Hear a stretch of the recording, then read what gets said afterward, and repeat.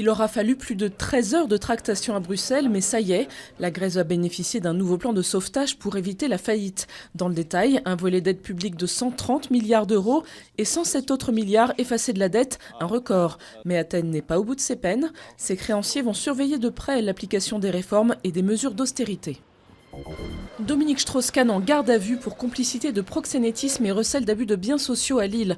L'ancien patron du FMI doit s'expliquer sur son rôle dans l'affaire de l'hôtel Carlton.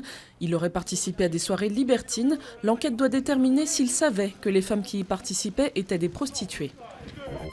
Plus de 12 millions de Yéménites appelés aux urnes pour tourner la page de 33 ans de pouvoir du président Saleh.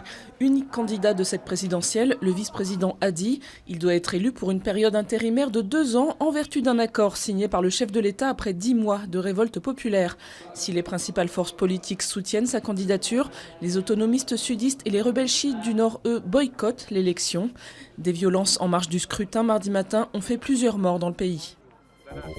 Ni parapente, ni tout à fait ski, la nouvelle discipline des fondus de vitesse sur neige s'appelle le speed riding, une forme de glisse qui permet de dévaler des pentes jusque-là inaccessibles. C'est-à-dire qu'on peut très bien faire une belle pente et à un moment donné, un skieur c'est obligé de poser des rappels, etc., de sortir des cordes.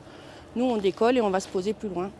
Niveau première étoile, s'abstenir. Parce qu'il se pratique exclusivement en hors-piste, le speed riding est réservé aux très bons skieurs.